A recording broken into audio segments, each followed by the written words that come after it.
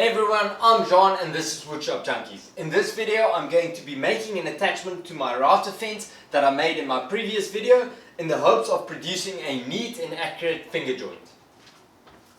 Before I get going however, I would like to thank the channel's very first sponsor, Texas Canvas Wares, for the really nice heavy duty wax canvas apron, which is made out of 16-ounce water resistant canvas and has pockets for tool storage, a pocket for your phone which prevents it from dropping out when you're bending over, crossed back straps with shoulder pads for a comfortable fit, and thanks to the adjustable clips at the back can fit a wide range of body sizes. It is really a nice addition to the shop or to my kit, and I really think I'll be getting some great use out of it. They've also extended their generosity to you guys, the Woodshop Junkies viewers, by offering you a 15% discount on all purchases made through Amazon up until the 15th of December. So if you are interested in getting one for yourself or maybe as a gift for someone else, you can check in the description of this video to claim your coupon code. Now, to cut finger joints using my router table, I'm going to need two things. Firstly, a jig that's going to ensure uniform spacing between each cut. Secondly, a way to guide the stock through the cutter in a straight line. I want to make things as easy as possible on myself, so instead of building an entirely new jig to cut these finger joints, I'm going to make an attachment that I can fix to my current fence using the T-slots. I can then use the fence to feed the stock through the cutter. But before I can do that, I need to make a modification to my fence that is going to prevent the fence from doing this. The fence needs to stay straight when being fed through the cutter to ensure perpendicular cuts. To do this, I'm going to fit two blocks on the underside of the fence to allow it to be guided by the T-slots. I used my table saw to cut a strip slightly wider than the T-slot. I then used my planer for a more accurate sizing.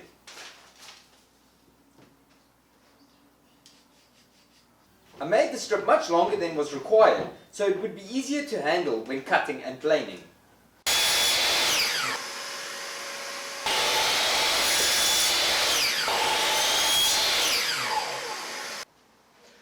Okay guys, so these are the little blocks that I'm going to attach to the fence to allow it to be guided by the T-slots. So all I'm going to do is put washers inside the T-slots, put the block on top of it to allow it to protrude slightly, and then glue the fence to it.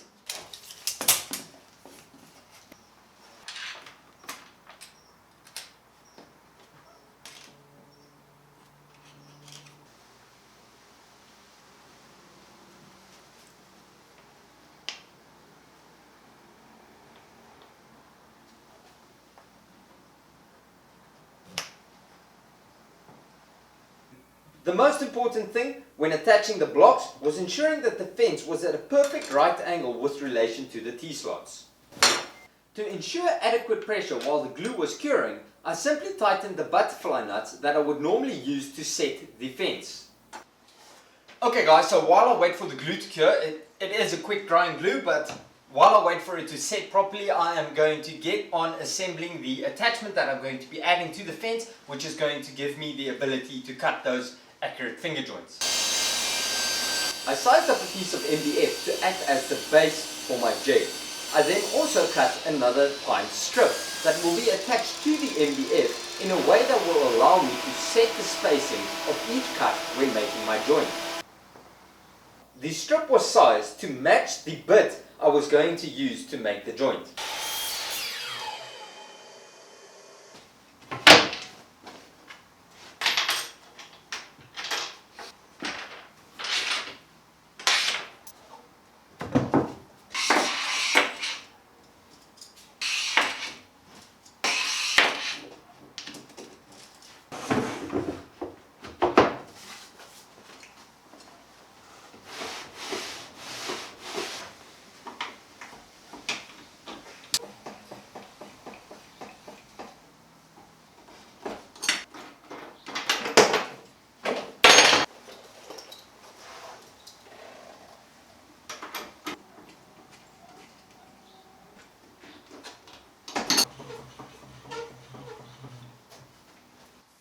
Okay guys, so with the guides installed on my fence, I can now add the attachment which is going to allow me to cut my finger joints with a uniform spacing.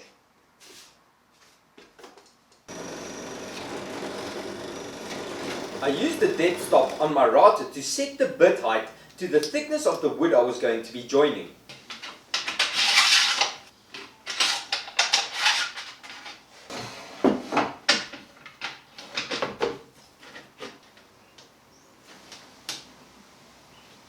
Okay guys, so with the piece of MDF attached to my guided fence now, I will use it to make my first 10mm cut in it using a 10mm bit. Into that slot I will then install this block, which has been sized to exactly 10mm as well. Then using the T-slots on the fence, I will set this block to be exactly 10mm from the cutter. Then I will demonstrate how I'm going to use this very simple attachment to my fence to produce accurate finger joints.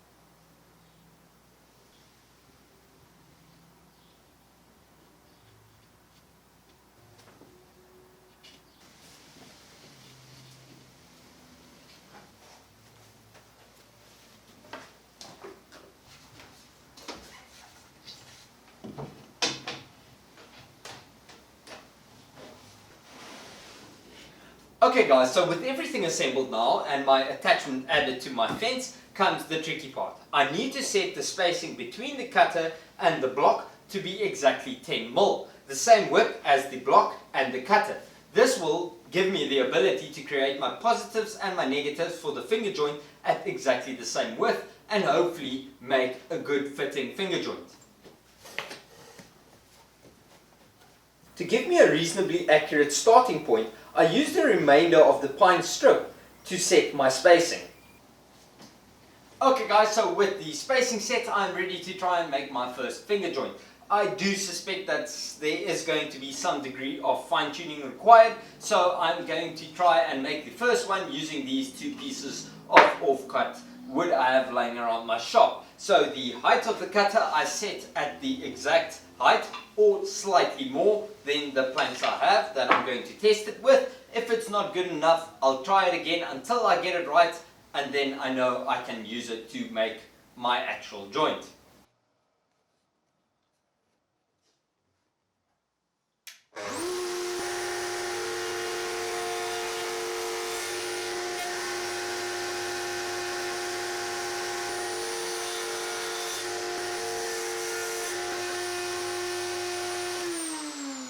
To make the positives and negatives of the two planks with a one cut offset, I use the first block to set the spacing for the first cut on the second block.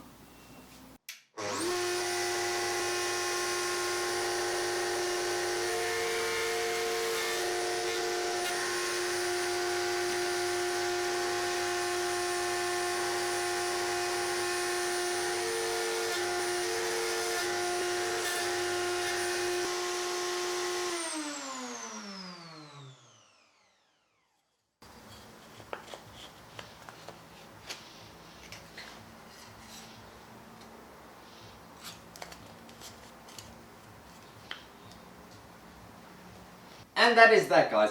By making a very simple attachment for my router table fence, I am able to produce acceptable finger joints. As I mentioned earlier, I'm doing this in preparation of a project I've got coming up, and something else I need for this project is a way to clamp a frame with miters. So that is probably what I'm going to be focusing on in my next video.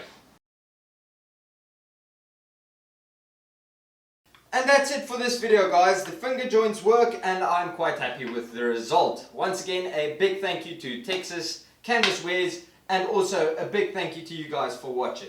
If you want to see more videos like these, remember to subscribe. Till next time, cheers.